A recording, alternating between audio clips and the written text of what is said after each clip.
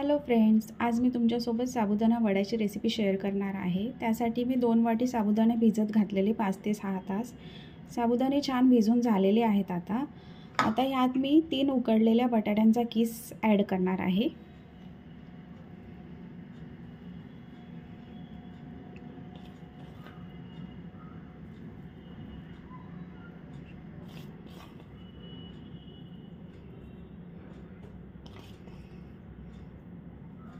त्यानंतर भाजलेल्या शेंगदाण्याचा कूट 1 वाटी,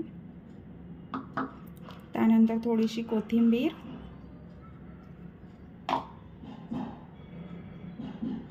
हिरव्या मिरचीची पेस्ट आणि चवीपुरतं मीठ।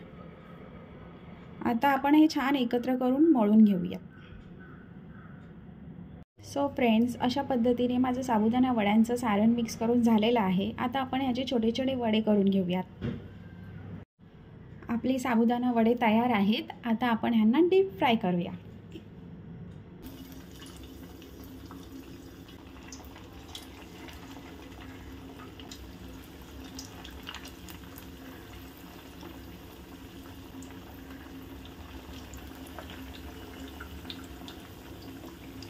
अशा पद्धतीने आपले साबुदाणे वडे फ्राय होत आहेत।